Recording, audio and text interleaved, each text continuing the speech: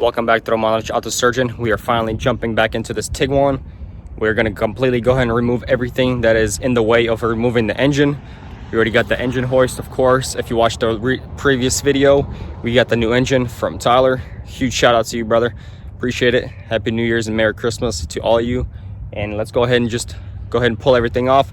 I'm not going to go ahead and show you guys all this stuff. This is obviously like some basic things that, you got to remove all these little components that are in the way, flush some of the fluids, and if there's something specific that's in the engine compartment where it's not letting us pull it out, I'll definitely show that. But I'm just gonna go ahead and pull it all out, that way we don't waste much time. So yeah, I'll catch you guys in a little bit. I'm pretty much happy that I'm having to remove all this, just due to the fact of all this garbage that is built up in here. This is crazy.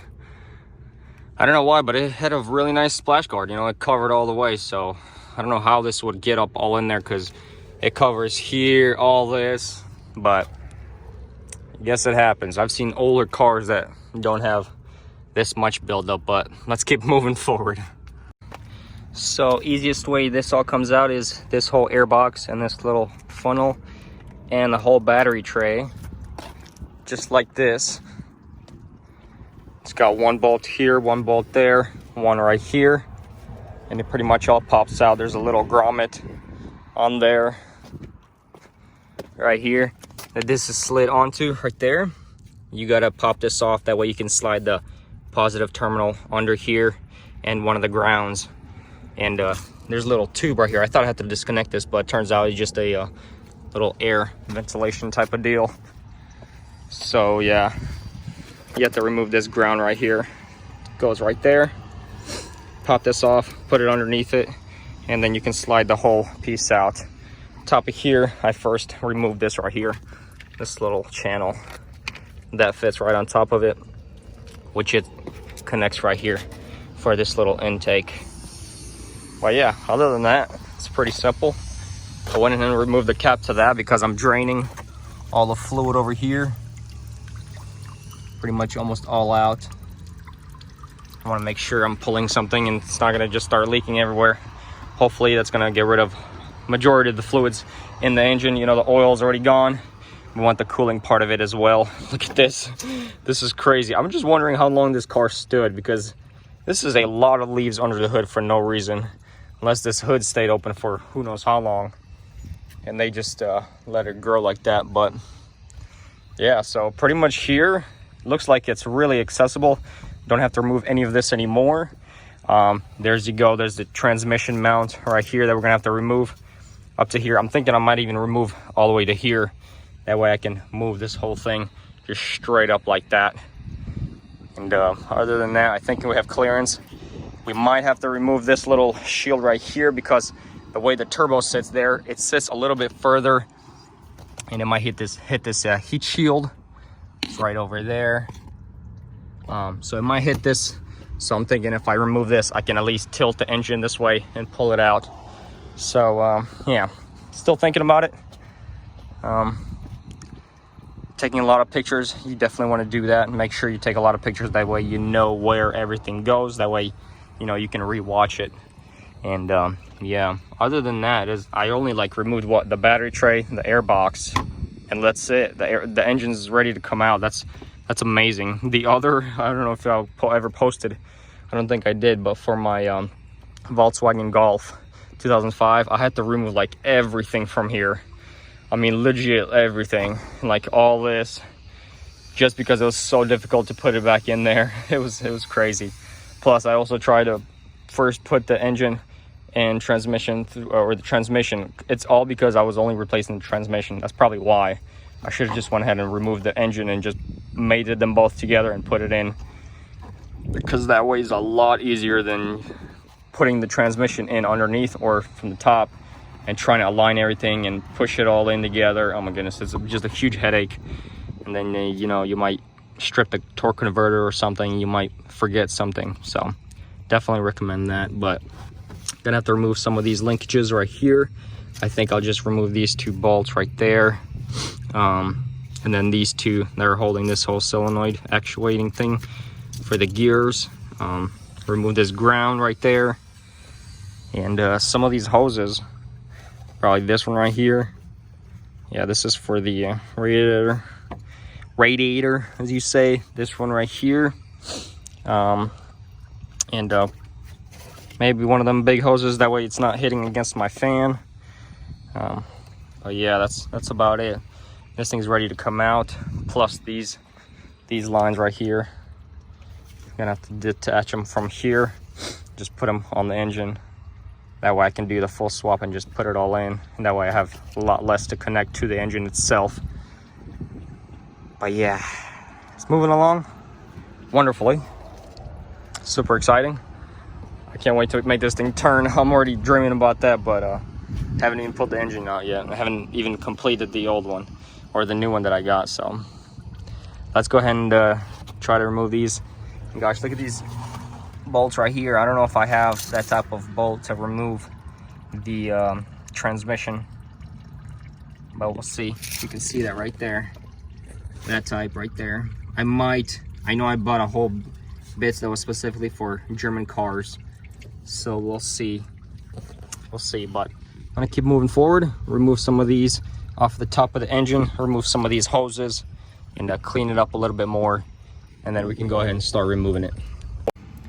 All right, so my uncle motivated me a little bit more. He said, go ahead and pull that bottom pan of the engine, and just go ahead and look under there.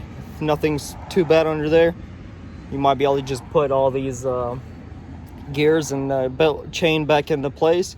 See if you can turn it over. Maybe you don't have to do that engine swap. So here I am on my back. Let's go ahead and dive over there and see what I found. So I'm gonna do my best because the engine hoist is in my way. But here's what we find. Doesn't look like it's terrible. It's pretty good, I'd say. Maybe a little plastic piece broken over here from what I can see from this side, but I'll crawl around and see if I can see anything else over there. All right, so directly under the car here, I'm going to try to show you the damage I found. All this glare of the sun. So you might be able to see right there, aluminum piece straight broken off. That's the little bracket that holds this bottom piece on, which looking further, I don't know if the camera's picking up right there, snap. So it's not bolted to that bottom piece anymore. I just say I found a lot of aluminum that's broken. Yeah, there you go. Let's see what else. If we go further in, here we go. Other side, that's completely snapped off. Yeah, that's what happens when aluminum gets into contact. It's gonna snap it. I don't know if that's a hairline right there, crack. I'll have to look a little bit further. That looks okay from here. Same with that, they just build up. Looks pretty clean. Looks like we would have to replace this whole bottom tray or all the aluminum pieces that's snapped off. So might have to remove all this bottom end since I do have a new engine. I could see if I could just replace that, but sorry, it's really close. Apologize for it being super close, but gonna go ahead and get out of the from under the car and see if I can remove this. So it turns out that type of damage is just very risky to replace those aluminum pieces, just because the central balance or whatever it's called, it's just not there anymore. I mean, the impact has to be really, really hard for it to snap and even throw the chain off completely. So personally, if I was to sell this vehicle to somebody else or even give it to a family member, I couldn't live with knowing that I put that engine back together in the way that it is. Sorry about the sun. And so I'm thinking I'm just gonna go ahead and replace the whole engine and just do away with that idea in the back of my head that I sold something or I did something and took a shortcut, because you know, it's already, the whole engine's already in there typically. That way wouldn't have to disconnect and pull everything, but safety purposes only. And because I have a conscience, I'm just gonna go ahead and pull it out, swap everything out, and make it and do it the right way. So we got to make it OEM again, make it run and be reliable. So scratching that, gonna put the pan back on, that way it's not dripping any more oil. And I mean, there's barely anything, but just in case. And then we're gonna start removing all the hoses and everything else that's in the way and start pulling this engine. Here's the bottom of the tray itself. It's got a bunch of grime, all the aluminum pieces, some plastic brackets, some more aluminum. So I don't know, I just wouldn't recommend this to anybody, so I'm just gonna go ahead and swap the engine out for a good one when I know that it runs. Okay, I think fingers crossed that is finally time to pull her out. Here's the setup, everything disconnected over here. We still have to disconnect this alternator because of this big thing. I think it mainly actually goes to the air compressor. Sucks that we actually removed this line. This one right here, that's for the AC. We could have bypassed that just by undoing the AC compressor down there, and it would have been still full, but that's okay because we have all the equipment to fill and charge the AC unit, so no worries. We just gotta disconnect that that unit right there. One of the harnesses is still connected over here, one of the clips. I'm gonna try to drop it further down and then disconnect it because it's just really hard to get there. Otherwise, here and back of the engine is completely out. What we're having to do, since I'm not able to remove the axles themselves, they're just so stuck in there, I was able to remove this nut. There it is right there. Okay. And so we're gonna drop the axle with it down on this side. And on this side, the previous person that worked on this car stripped this one so bad that, look at this, I had to weld something trying to put a socket on and everything I could think of, just try to get this one out, and it didn't work. So what we're having to do is drop the suspension with this side. So we're gonna leave the this side of the axle in as well. I'm gonna drop everything, and then I'm just gonna unmount the engine from the transmission and then haul the engine off and then get it rebuilt or whatever and put the new one on and then bring it over here and then mount it. So we had to remove some of these little inner tie rods, the caliper, that way I would be able to move everything out with it, that way I don't have to bleed these once more. But yeah, it's been a journey.